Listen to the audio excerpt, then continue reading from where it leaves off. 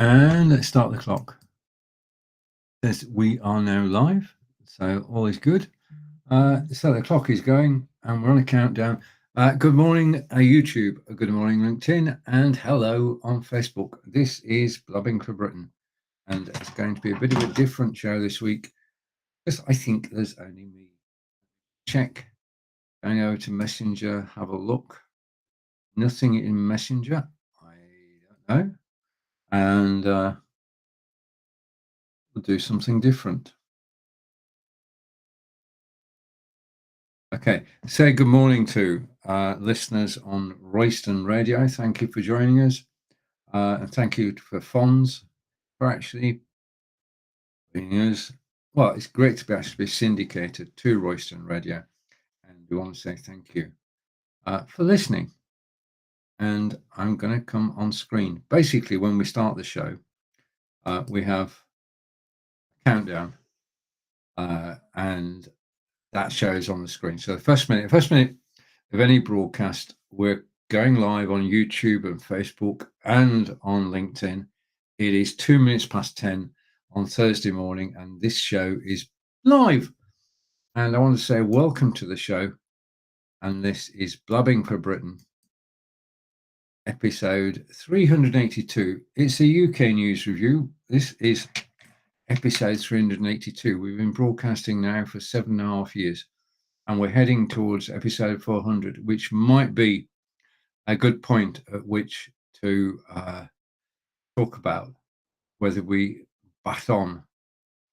Talking of which, cricket isn't till next week. It's Wimbledon at the moment in the UK, and we're getting to the semi-final stage. Semi-finals take place at Wimbledon today and tomorrow. And can Novak Djokovic actually do it? Right, what I'm going to do, because it's just me today, I'm going to say that this is Blabbing for Britain, episode 382. I'm going to take the Be Live logo off because we are broadcasting from Be Live, as you all know, be.live. I actually work for be.live. I'm very fortunate. Be.live are based in Israel, and for nearly 7 years, they've been providing broadcasting software to the world. And I've been involved since day one. I did the first live interview of the CEO, Daniel Meyer, back in October, 2016. Wow, quick bit of math. So big birthday coming up in October for Be Live, and looking forward to that. Now, I do think that this may well be a short show because normally there are three of us. Send my best wishes to Celia, John's wife, who's currently in hospital, and also send best wishes to my daughter-in-law, Karen, who is in Brisbane and in hospital as well. I wish you well, get well soon, is my thoughts. So it's difficult. Right, what we're going to do today is something different. I'm going to share The Guardian. And we're going to share The Guardian and the BBC and see what's going on in the news this week. We're going to go back to being a news show. So let's bring this on screen. Okay, now you can't see it, but I will describe it to you as you're going along if you're listening on Royston Radio. If you want to join us live and be on the replay on Saturdays, then all you need to do is drop me a line. Okay, so let's go with the newspapers and the stories today. We're at the beginning of the longest doctor strike in history. I think the junior doctors are striking first, and then it's a rolling situation. I'm going to put my glasses on so I can actually read it. And it's the junior doctors at the moment. And the thing is, the doctors go on strike, and operations have got to be cancelled. And whilst they keep a skeleton staff to make sure that they have enough to handle emergencies, all routine operations are actually being cancelled. And that doesn't have an effect today. It just means that down the road, a big problem is being created. because the longer doctors are on strike, the more operations are cancelled. Then basically we're heading towards a crisis because we're going without treatment, and it's going to affect thousands of people. But the pain isn't now. The pain is down the road. That's why we as a nation are not protesting, and we support the doctors because we do feel that they need everything that well, basically close to what they're asking for. But it does seem to be a strange thing now. Then instead of actually, in the old days, people would go on strike to get around negotiating to the negotiating table and be able to work out a compromise, because it's all about compromise. And the compromise would be that you will go back to work in return for X. Okay. And they barter about what X was, and then they go back to work. Now, this government at the moment just doesn't seem to want to negotiate. It doesn't want to compromise. It wants to be seen as strong, resisting the unions. The union government battle was lost a long time ago by the unions. Why we're refighting the battle, I don't know. And it just seems weird. So the pain is going to be down the road. I cannot for the life of me understand what the benefits of a protracted strike are and what the benefits are to the Conservatives. Conservatives seem to be not interested. Right, the other major story of the last week or so was basically, I'm not going to mention the newspaper, basically about BBC high visibility employee who had said he'd paid 35,000 for some photographs. Now I've got to be very careful here, but we do know now that there was never any illegality involved. I'm going to bring Peter in a moment, and that the gentleman involved was Hugh Edwards. Who did he have a private life, Peter? Oh, am I coming in? You're in now. Should he have a private life? Well, other people have had to go for certain things, much less than what he's done by the looks of it. Well, all he did, well, we don't know all. We don't know the full truth yet, folks, Nope. because there's more allegations in place. There are two police investigations which have taken place, and they've returned the fact that there's been no illegality at all. Fine. But there's been further people. There's 4 people have actually said something from the BBC staff themselves.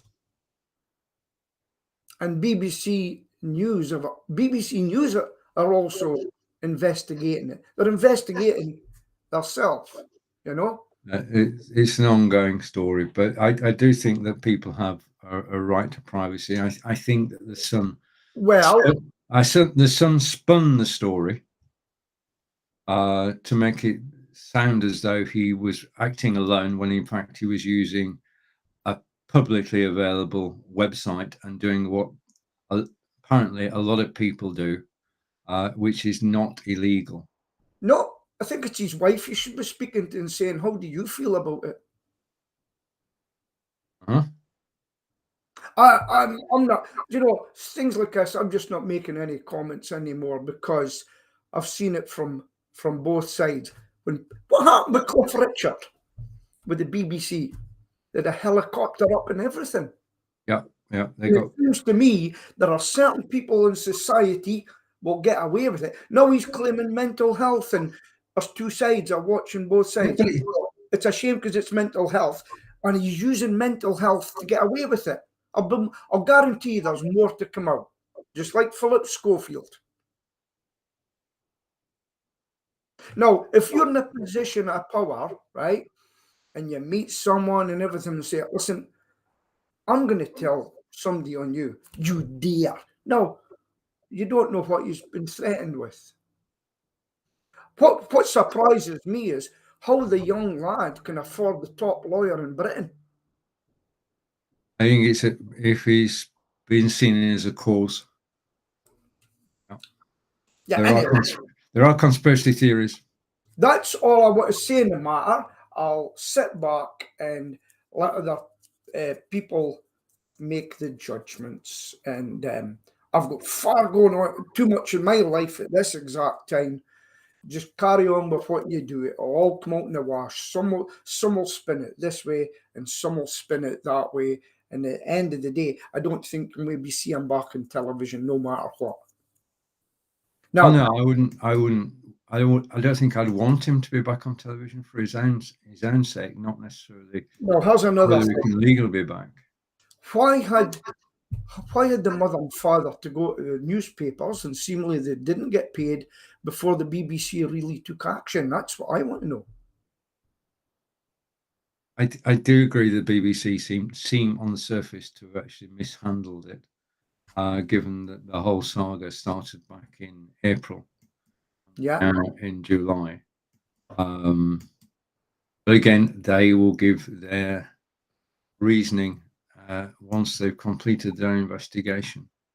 yeah. Okay, now on to an evergreen topic.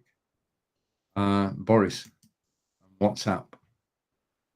The government had to hand over his phone by 4 p.m. on Monday. Yeah. Because it has messages in it that the committee want to see. And he's not handed his phone over. And there doesn't seem to be any comeback at all. Is he in breach of anything? Oh, yeah. But he's They are in breach of a request from a committee. Yeah. And all MPs, well, he's not an MP anymore, I suppose you could take that argument. Yeah. There seems to be sort of wriggling out of it. Do you know who we've never heard from? One of those that was on the committee. Sir Robert Jenkins, is it? Jenkins. Who seemingly went to a party and he's usually full on, face on, and you done this and you done that, and what about this? You went to a party, your wife's birthday party. He's never been heard from since. Do you think that the lady in charge of it should have perused herself? What do you call that word? That reclused.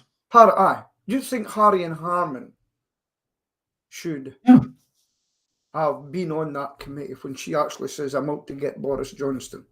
It wasn't a committee. Well, basically, she's a long-standing member of the House and well respected. She even was involved, believe went in Pi. Remember the paedophile internet exchange? Remember that? I don't know, Peter. I don't know where we're going. Look it up. Look it up. But listen, right. Whether you're Liberal, Labour, SNP and everything, get rid of your WhatsApps. If it's government phones and you use WhatsApp, hand them over. Now, our own Scottish government, right? I think it was Egypt they went to, and they paid £140,000 of taxpayers' money. They weren't even invited.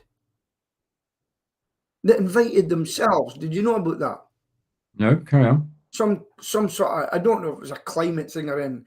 They weren't invited, but they went and spent £140,000 of taxpayers' money basically for a jolly for a lot of them. Not invited. They weren't there, right? Second thing that's come up is when Nicola Sturgeon left, they all went to a pub, whatever, had a good night, and they all got government chauffeurs home, I believe, which are not meant to do because it wasn't an official duty. So, listen, there's always going to be one rule for one and one rule for others. But just get yourself used to a two-tier system now. Okay? You're going to have people that go to what's the new Facebook thing? What do you call it? Threads. So you're going to get people on Threads. You're going to get people that go to Telegram. You're going to get people that read the Guardian. You're going to get people that read the Mail. And there's always going to be always this nearly 50-50 division in the countries. Yeah, change of opinion. True. Yeah. We're about 55, 45 for not having a separation. But I think that is now decreased for not having a separate Scotland. But I'll be dead before it. Right, speaking of Threads, which is the new network from Instagram, and if it's from Instagram, it's from Facebook. It is the fastest growing network in history. 100 million people joined in the first 5-6 days, which is just incredible. They got it right from the outset. It worked, and it worked well. And you can post text, you can post up to 4 images, you can link to other websites, you can link YouTube video. They just got it right. It's basically, it's first beginning, it's very stable, yeah, and it works, and everybody's happy with it, and people are not. People seem to be very friendly as well. Very friendly. There are no factions at the moment, Peter. Yeah, there are only liberals. Peter's going. There are only liberals. Yeah, so I'm enjoying Threads. Threads is a revelation. Threads, if you don't know, is the new website from Instagram, which was launched 7 days ago. And basically, it is the ability to write 500 characters in a message and people to be able to reply to that message. So you can talk about anything that interests you. Okay, now it is not commercial at the moment. It has to be said, a lot of brands are actually joining in, but it is a site where discussion takes place. But most of the people who are joining are liberal. When you first start a new network, the people who join generally are people who like to be there at the beginning, and I'm one of those. Okay, be there at the beginning, be part of the experience, help shape the experience, perhaps. You don't get, basically, the marketers are not involved at the moment. Marketers change a whole lot of things because marketers come along and they want to sell. There is very few people actually selling at the moment. Everybody's sort of getting to know each other. There's networking taking place. And I said to Peter the other day, I'm actually chatting with a gentleman from Bloomberg, and I would never have been able to do that on Twitter. Things are taking place on Threads. Now, if you want to join, it's free to join. Just go to your Instagram account. You'll find a Threads button on there. That's it.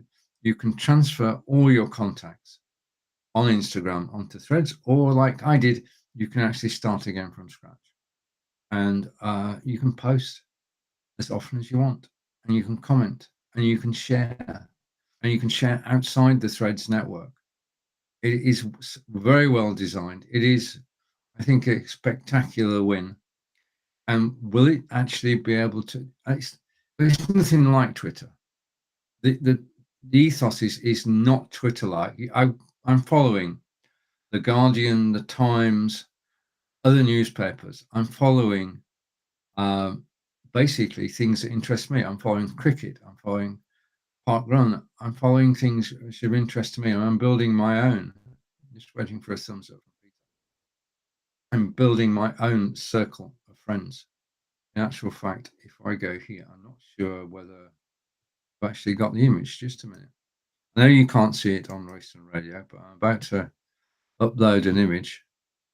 And let me go here. And go here. I haven't got it as the image doesn't exist. How did I get it onto Facebook? Peter's gone.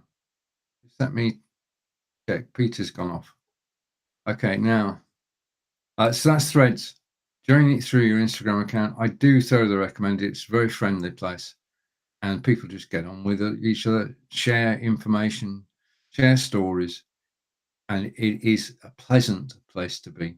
And I'm enjoying every moment of it, meeting new people from around the world. And again, difficult to do that on Twitter, but to be in the beginning of something is rather special. So there you have it, Threads. Now, as you know, I'm going to show this on screen. You won't be able to see it, but I'm going to show it on Restart. I know broadcasting for once. Peter's here. Peter's here in his board. So let's bring Peter in. I'm now working for OneStream Live, and I'm doing a weekly broadcast on their YouTube channel every Wednesday, 3 o'clock in the UK, 10 a.m. Eastern. And this week's broadcast was increased website traffic and conversions. Crispy is not working, Peter. Increasing website traffic and conversions. And you can catch it over on the OneStream Live YouTube channel, although it was repeated across all my social media yesterday evening. Quite enjoyed doing it. Basically, spend Tuesday getting it ready and then Wednesday doing it. Okay, so that's OneStream Live. Okay, Peter's given us a thumbs up. Sorry, folks, it's the pleasures of being self-employed. Yeah, so it's not national radio, is it, that we're on? Yeah, we can talk about being small businessmen, which we both are, actually. Yeah. True. As a small business, what were you talking about, Stephen? Because I had to go off there. Okay, I was talking about Threads, okay. And then I went on to talk about OneStream Live. Okay. There's been the two topics so far. Sack that newspaper. Okay, let's bring the BBC News in. I'm going to share screen. And hopefully in a second, go here. Okay. Here. Okay, so back to here. I'm going to hide that. I'm going to go like that. Okay, so now we've got the BBC site, and the stories are very similar to The Guardian, and the perspective is similar as well. Though BBC have to be unbiased. Okay. We think. Some of the time they are. It's very difficult to be unbiased about anything. We've all got mindsets which determine how we actually react. Junior doctors, it says. How much should we pay them?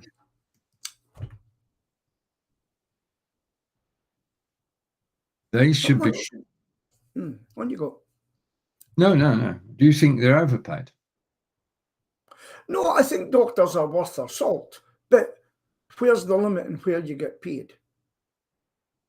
Because if you do it for one, when these people go, when these people go and want to be a doctor, like their father, like their mother, it happens to be in families as well, a doctorage. I don't think their parents turn around and say, don't be a doctor, there's not good money in it.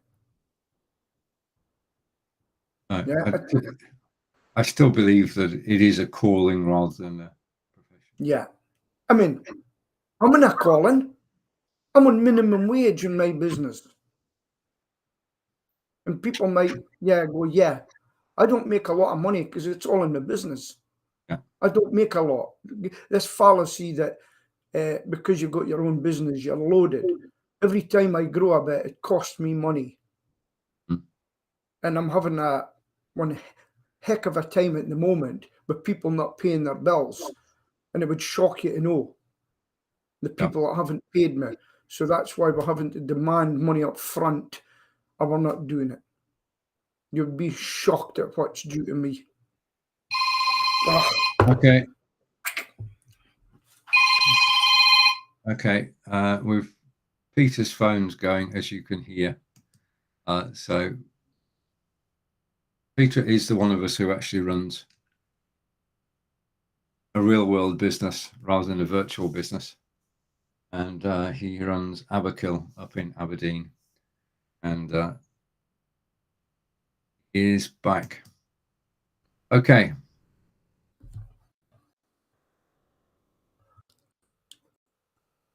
Thinking. You're right. You are live. Okay. We're good. You are live, I think. Technical problems. Right, try again, Peter. Right. You there? I'm here, yes. You can hear me. Yeah. Yeah.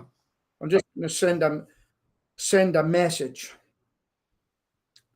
I mean, the thing I was saying about the doctors, because I started the show on my own and speaking about the doctors, is that basically in the old days, and we're not going back too far, a group of people would go on strike. There would be a negotiation, a settlement, and they'd come away from strike. That's totally changed now because the current government seems to be of the opinion that we're going to wait you out. We're not going to negotiate. You're going to let you blow off steam. You eventually get fed up and go back to work. But the thing about the doctors' strike in particular is that it affects everybody who is currently waiting for an operation. Yeah, and basically, if you're waiting for an operation, then the wait gets longer. Well, I've actually thought of going private for some things just recently because I've been let down by pediatrician. What's the one that does your feet things? Yeah.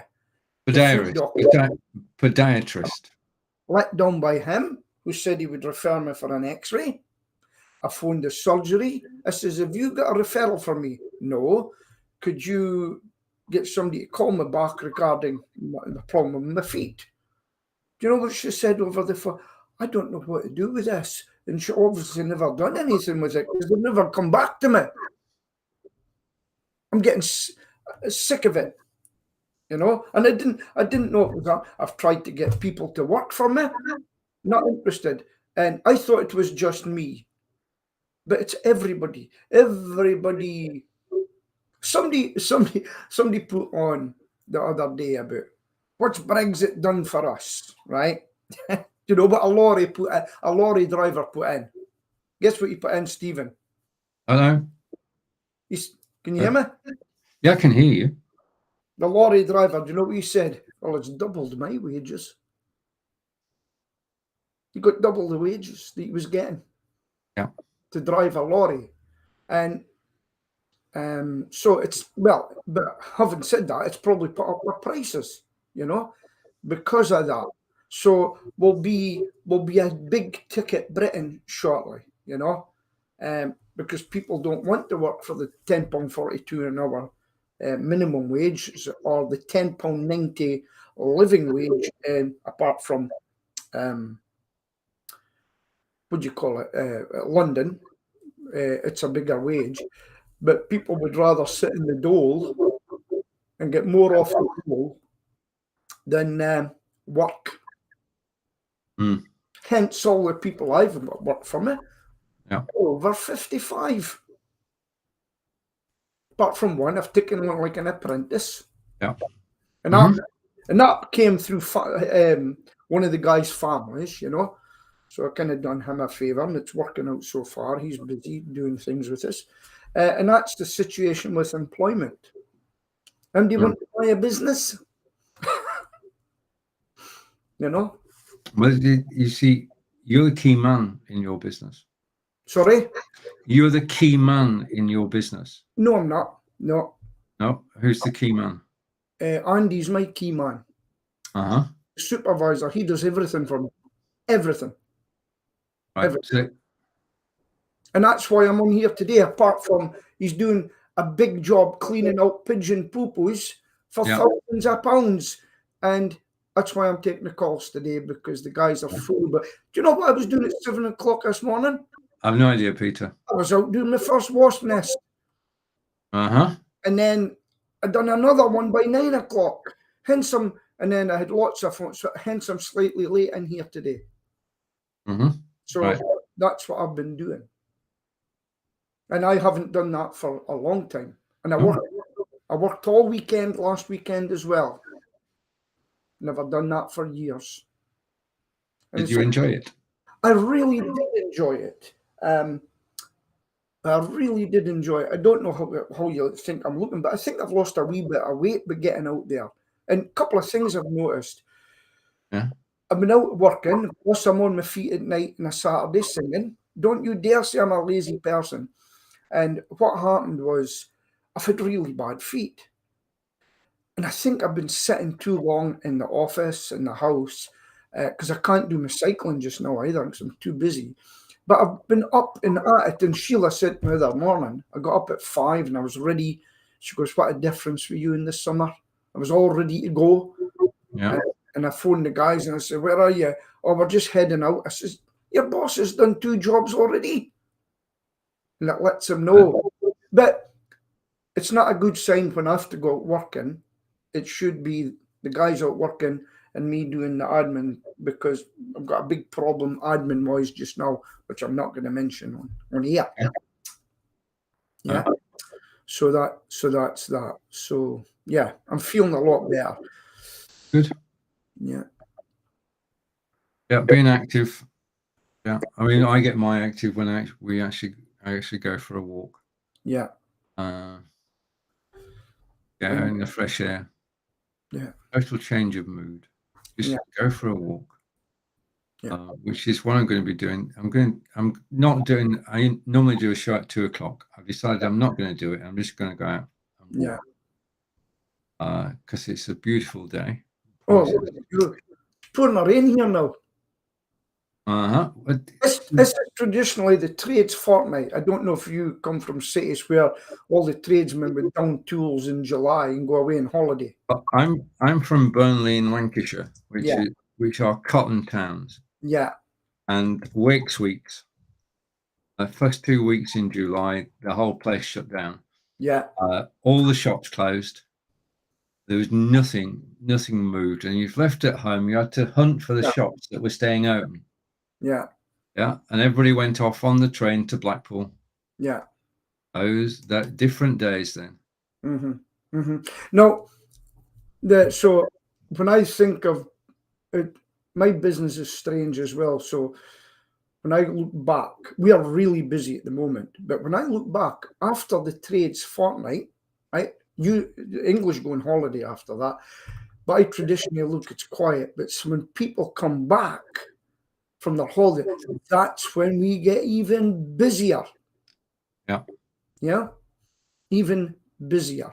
And yeah, so that's basically it, And aye. Right. So, okay. General knowledge question: how far is Devizes from Aberdeen? Oh, not a clue. About 500 miles. That's pretty good, Peter. It's 524. That's not bad, is it? I would walk 524 miles. Yeah. And it said how to get from Devizes to Aberdeen by bus. Oh, yeah. See all the options. Right. And let's just have a look. Let's just share this just for as you can. So I'm going to share this. How to get from Devizes to Aberdeen. Okay, so I'm going to bring it on screen. First of all, it helps to know where Devizes and Aberdeen are. Yeah. So I'm going to go like this. Okay. I think like this is probably better, and then we'll move that over there. Okay, can you see the map, Pete? Yeah. Okay, so there you are. That's the straight line version. If you drew a straight line between Devizes and Aberdeen, so we are 524 miles apart. And if you can't see us on the radio, our apologies. Okay. Okay, and it says 12 ways to travel from Devizes. I can go by bus, and it would take 5.5 hours. Well, actually, the first option is to go by bus to Bristol, bus and train to Bristol, and then fly to Aberdeen from Bristol. That's the first option, and that would cost 116 to 289 pounds. I can get and it would take 5.5 hours. If I go by bus, then it would take an age, it would take 17 hours, 55 minutes. Yeah, okay. Right. Okay. Or you could go by train to Gatwick and then fly to Aberdeen. Favorite way seems to be to fly. Yeah, There you are. yeah. Well, you know, I could actually get a bus from Aberdeen to Edinburgh or Glasgow, right? Yeah. And then, because that would cost me all of £1 to get there, okay? And then I would then get a cheaper flight from Glasgow to Bristol. Yeah. And I wouldn't get it for £1. Then I would pay the price of a train to. How would I get devices? Would it be by a bus? By bus from Swindon. Right. You've got to get to Swindon. And where's Swindon to Bristol? It's basically Swindon is directly on the. Well, there's a chap called Isambard Kingdom Brunel. Right. It was pretty well respected. He built a train line from Bristol to London. That's right. Yeah. Into Paddington, and it passes through Swindon. So it starts at Bristol, so you can go Bristol, Swindon. Yeah. Okay. And Yeah. then, So what do you think of all that all of a sudden? like most things, it just kept thought that came. Well, my friend, I just picked up my friend at midnight last night. He just come back from Berlin, and he used all the stations, and he used a travel pass all over Berlin, and he thoroughly enjoyed it. And I'll tell you what I use a lot now when I'm walking in a city. I'll say, right, I need to get here, and I go on, and it tells me the bus route, or I can get an Uber. But if I get a bus route and I walk to the bus stop, I'll walk you to the bus stop, and then you get a bus, and I get one for free, you know. So I used Uber in Edinburgh, and I used the bus network in Edinburgh, which is far cheaper, and it's fantastic. No, I used to be a bus driver. I don't know if I told you that, but even reading bus tables just now, it's not as easy as everybody thinks. You know, try to work it out because it's all crammed together and everything. You know, but the routes I were taking, it says you can get the 1, the 5, or the 7, or the 24, and it'll tell you how many minutes it's due in. Fantastic, you know. Then you go into Boston, a grumpy boy. Well, where are you going? So, well, it's free. Well, where? So, no, just put me to the terminus. That solves the problem. I'll get off when I want. But it's really good. I like that travel. So that was one of the better things that come out of the Scottish government. Right. And do you get free medicine in England? Yeah. Or you Well, get no, we don't. Well, I do, but generally speaking, you have to be retired. Right. So, but if somebody's in their 40s now, they have to go and pay for a prescription. Indeed, yes. Unless you're maybe diabetic or something and you need it, and I think you get or pregnant. Yeah. Or But child. one of the things I'm going to wait to get is I'm going to have to. They won't give it because I'm type 2. I'm getting one of those patches that go in your arm. They're really accurate. Ping, and you go ping, and it tells you if your sugar level's on the way up or the way down. And it tells you before the time.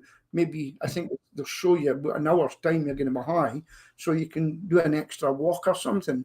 And people have lost a lot of weight with that, you know. So it's £50 a month. So what I'm doing just now, I'm cutting things that I don't watch. You'll say, right, I don't watch that. That's going. No, so these £4 and £7, and I pay £7 for audiobooks. I've never listened to it. £7 there, and then Kindle package, that's going. So by the time I get rid of all the little £4 and £3, voila, it's paid for. Yeah. It mounts up, doesn't it? You sort of take subscriptions out and you forget them. And sometimes you use them, sometimes you don't. Then it's good to sit down every so often, just go through them and think, do I need it? Do I need it? Right. Okay. Okay. Right. Okay. Just checking something here. Okay, that's fine. Carry on. Yes. Right. I've just had this thought, which is always dangerous. Shall we take August off as a holiday? No, because this is the only thing I look forward to. Okay. Do you know how many years have we done this now, Stephen? Heading towards nearly 8 years. Now, nearly 8 years, right? You- And basically, it's something that I know I'm doing it, and I actually run my business around it. Yeah. Because I'll tell you why. Okay, sometimes we don't agree with things, and we've had some disputes, because he's a lefty and I'm a righty.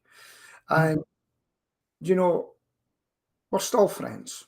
And I've learned a lot from Stephen and John, and thinking of you today, John. I got a holiday, and I've learned from these guys, and there was somebody else that was in, but he went away as well. But I've actually looked forward to it. And if we were all lefties, or like John, neutrals, John's very neutral, it wouldn't be the same, And we've all got our views, and it's quite interesting. Or if life would be plain, okay. And I don't. What's your thoughts on it, Stephen? But I just thought, yeah, given the situation with John, well, John may not be with us, he's for a while yet. Okay. Because he's got to look after. And of course, can we put this out to you? We would be delighted to have a guest appearance from somebody, wouldn't we, Stephen? If anybody's watching us, yes, we would. Come in and we'll abuse you and attack you. No, we won't. We're now on episode 382 of Blabbing for Britain, live on Facebook and YouTube. Yeah. Get people watching. And in the past, folks, just to let you know, I run things for a wee while, then I stop. I used to interview people in my home city. And let me tell you something. It's very, very hard to get somebody on for an interview. Used to beg them, no, I couldn't face the camera, and is it going to be live, and all this sort of stuff. And it's just a chat panel, really. Depending on your subject, just tell us about your life, come in, and how you got into music, for instance. Come in and talk about music and how you got into it and things like that. Just something different, and before the AI take over. The AI will take over. Like Mr. Musk is getting his own AI. Did you know that? He's into everything. I mean, he's killing Twitter, and now he's going on to AI. And he was one of those who signed up to say no more AI development. Let's just stop now, work out what's actually happening, and then decide to move forward. Now he's going to start his own AI company. It beggars belief, Peter. It really does. So too much money, not enough sense. Take what people say with a pinch of salt, because they'll say one thing 1 week and change their mind in it. Just a bit like government. Remember when the Liberals got in with the government, they says to students, "Now we'll get you free places. You won't have to pay." Well, we're in now. We've changed our mind. Thank you very much. Thanks for your vote. So, remember that one, Stephen? Weird. It's weird how one of the meme can be created and never go away. One of the things you make one mistake, you blow one promise, and that's hung around your neck forever and a day. Do you know? I don't know if you know in Scotland that we were going to be having a scheme for returning your bottles. Okay? But like one in Germany. Yeah, just exactly in Germany, but they don't take glass. Okay. People paid millions of pounds setting it up, like Coca-Cola and everybody, right? Yeah. And I even seen Aldi's with it, ready to go, all ready to go. Do you know what happened? They've pulled the plug in it. Scottish government have pulled the plug in it. So the looks as though their way it gets sued by all the companies that installed it. And right. they paid the people off. There was some group arrangement, and they paid the people, they lost their jobs, and the companies have said, wait a minute, you told us to get ready for this. We've put out millions on this. We're wanting compensation. What reason did they give? It was something you'd have to look it up, but it was all because the minority, a little squidgen of the Green Party got in. 2 people got in. The only reason they could get in is if they didn't get in, the Scottish government was goosed. They needed them. They said, well, come in if you give us this and give us that, you know, and you don't vote against this, but you need to vote for that. And actually, Neil Harvey's the guy's name, and the other lady as well. And that's what's happened. And they've pulled the plug in it. And people are not happy about it. So I think did they delay it until 2025 or something? Something happened. But then we'll have a new government. And they'll say, nah, we're not doing that. Do you think that's fair on the companies that put all that stuff in? No, they've wasted the money. Yeah. So I don't know. I mean, this is what happens with Scotland, folks. There's a lot of things in the papers, but let us know if you know everything that's happening in Scotland, because there's a lot. It's went very quiet now with the other thing is Nicola Sturgeon and her farewell tour was going down to the TV stations to say cheerio sort of thing when she resigned, just right after it. Now, she was staying in £500 a night hotel and first class fares and everything. Folks say, but that was for you. That was her personally. They're saying, why should we pay for that? And all this is coming out. It's just an intermingle of, and no matter what party goes in, it'll happen. No matter, even goody two-show parties, they'll all do the same. Your view on that, Stephen? I decide not today. I'm just had enough of politics and had enough of the news. In the news, this is close to home. As you know, we keep rescue chickens.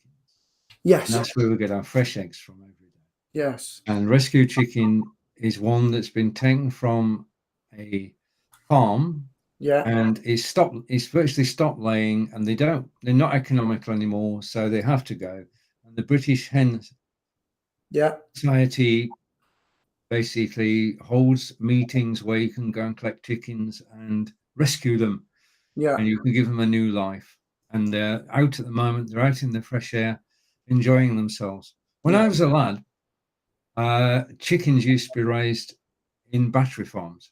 Yes. My uncle Jim had a small holding, and he had a shed, and the shed had 2 racks of chickens, 6 stacks, 6 high.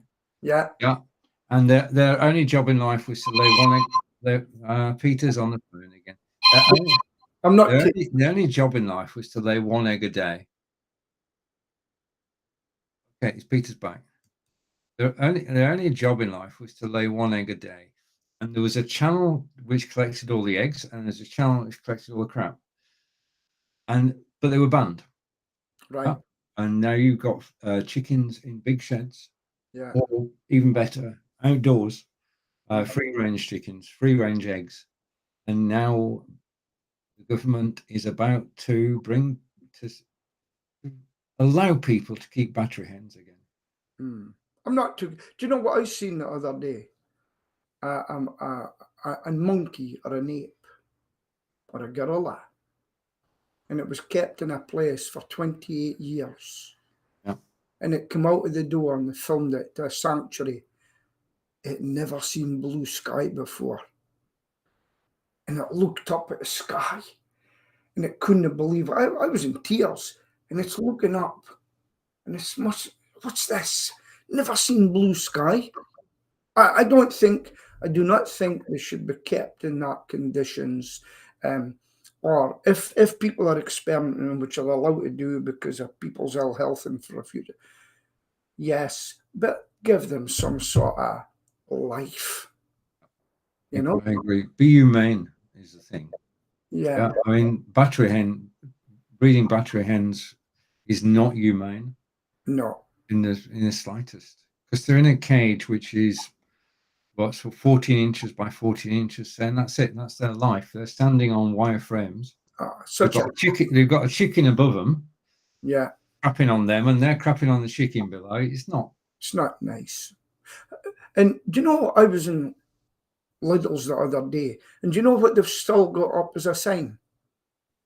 Oh. 2 packs of eggs per customer. Still there. Who knew?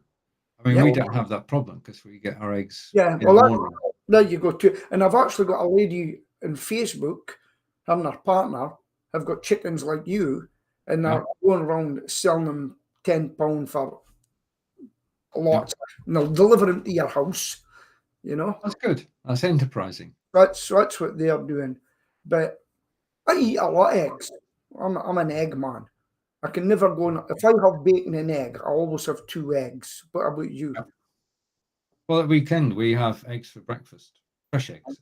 Can't get any fresher, really. Is that right? Go and collect them in the morning. Yeah, we have an omelette during the week, generally a mushroom and bacon omelette, and then we have eggs on a Sunday.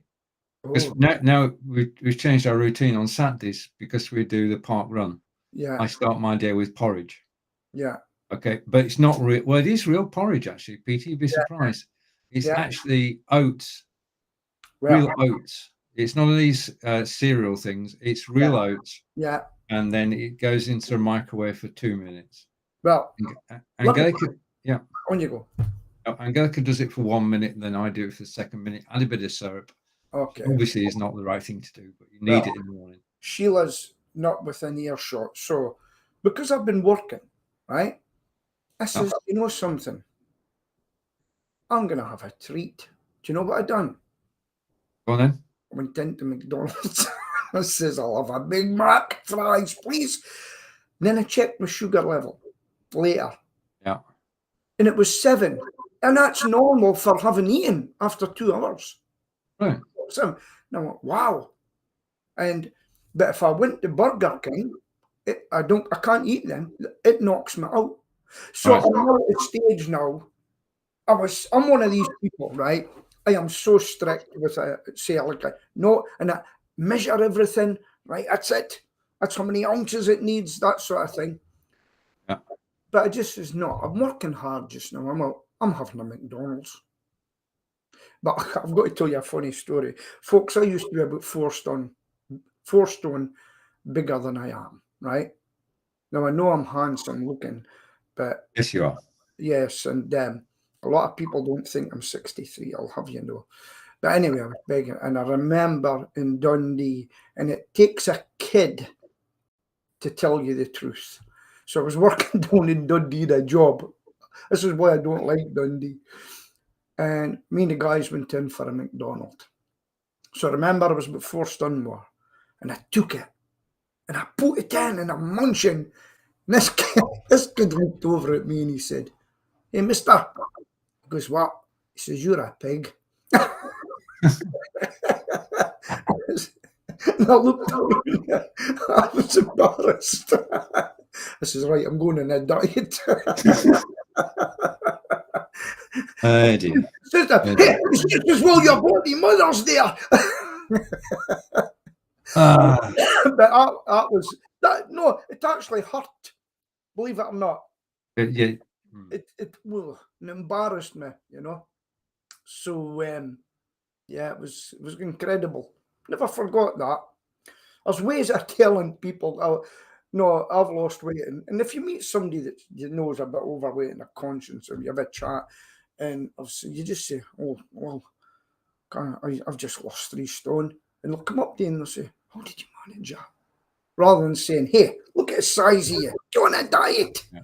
You just casually, same with alcohol, folks. If you didn't know, in November, that's 20 years without alcohol. And I get people, "Do you not drink?" "No." "Oh, right, why not?"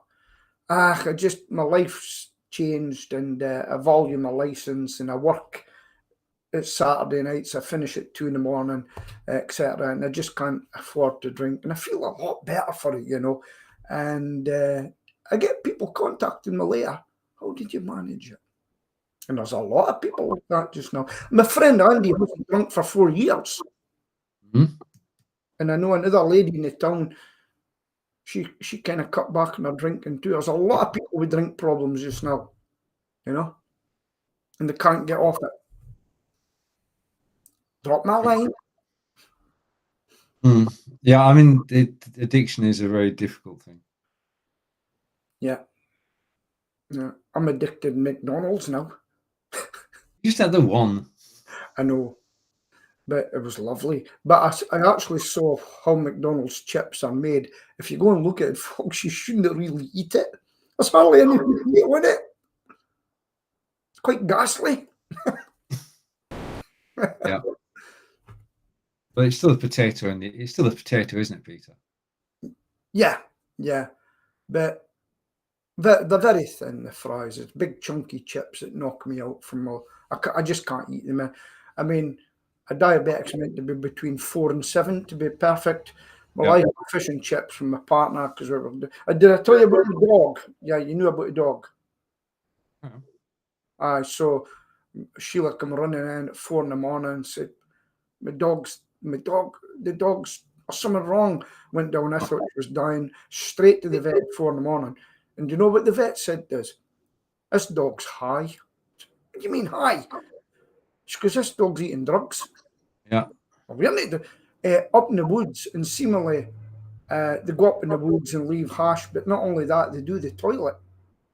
And the dogs sometimes eat it. She goes, we get a couple of dogs in every week that are on drugs. By mistake. Yeah. So what happened is they give it charcoal. And then Sheila walked up, I'll have to go back, there's something wrong. Went back, and the dog got pneumonia because what they injected into her in the throat went into her lung. Yeah. And the woman, I'll never forget these words. The vet says, look, most of the time it's not a great outcome.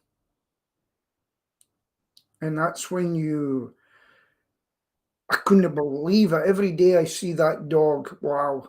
And do you know what she done this last week to make up for it? She came first at agility. Brilliant. Competition. She came first. There you go. So you can't make a recovery after nearly dying.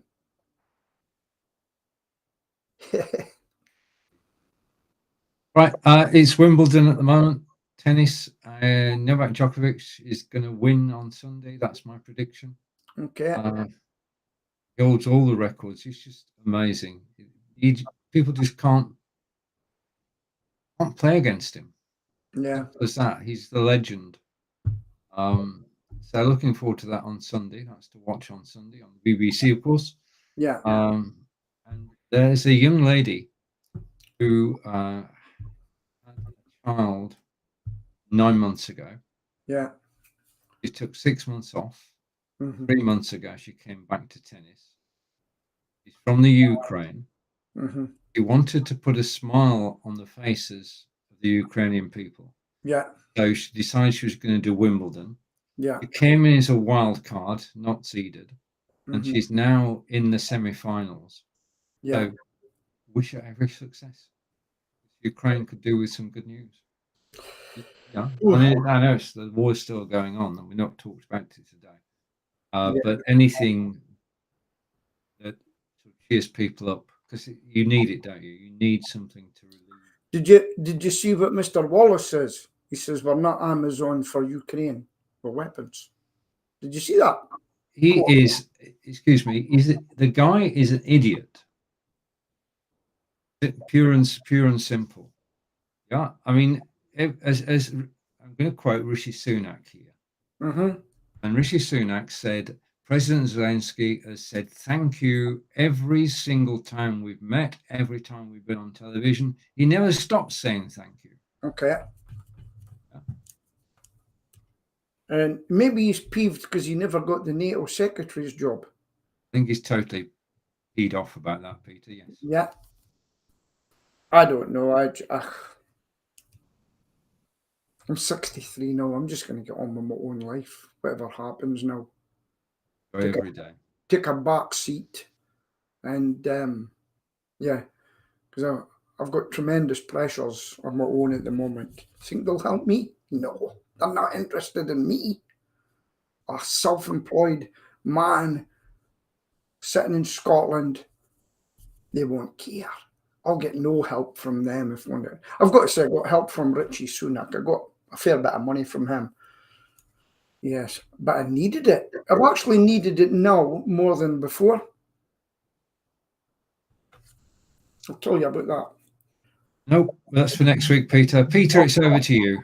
Okay. Well, listen, I just hope that John can look in, and we do miss you. I wish you the best. It's great that you can get a holiday. I think they're on holiday, and we'll look forward to getting you back. But really enjoy yourself because you both deserve it.